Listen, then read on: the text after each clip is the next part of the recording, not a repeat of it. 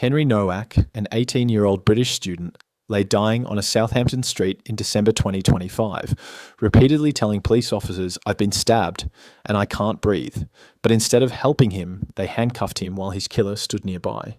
An officer dismissed Nowak's pleas with, "I don't think you have, mate," after his attacker, Vikram Digwa, falsely claimed Nowak had racially assaulted him. Nowak died shortly after being handcuffed. Digwa's lie sealed Nowak's fate. The 23-year-old repeatedly lied to officers after the attack, falsely alleging that Nowak had racially abused him and forced him to act in self-defense. When police officers from Hampshire and Isle of Wight Constabulary arrived, Digwa accused Nowak of assault, and officers handcuffed Nowak.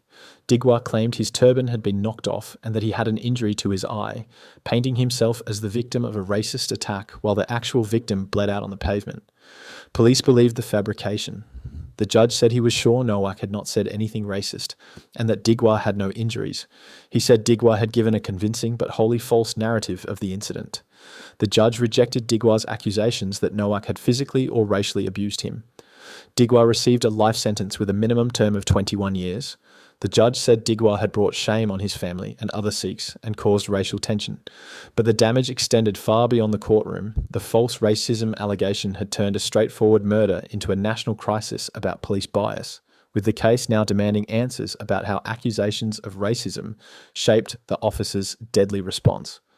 After hearing how Digwa's false racism claim led officers to handcuff a dying teenager, do you think police training adequately prepares officers to handle accusations of bias during active emergencies? Drop your answer in the comments below. This case exposed something deeper about how Britain's institutions respond to racial allegations.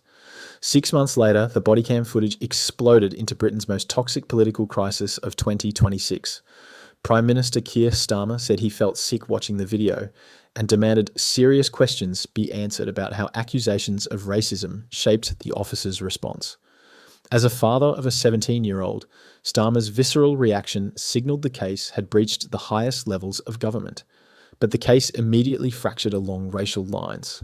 Nigel Farage, leader of the Anti-Immigration Reform UK party, weaponised it as evidence of so-called two-tier policing, a far-right talking point claiming ethnic minorities receive preferential treatment. Farage urged people to respond with pure cold rage and called for an end to anti-white prejudice. On the streets, hundreds gathered outside Southampton Police Station. Close to 1,000 protesters joined Tommy Robinson, chanting "I can't breathe," and "Racist police off our streets." Chairs, cans and flares were thrown at police in riot gear. Demonstrators chanted "Henry, Henry" as bricks pelted the line of officers, forcing them and 3 police vans to retreat. The violence left Britain confronting an impossible question. When false racism allegations can override a dying teenager's pleas for help, how can any police response be trusted to treat all victims equally? This video is based on court proceedings, publicly available reporting, and statements made by those involved. Some conclusions discussed are analysis and commentary rather than established findings of fact.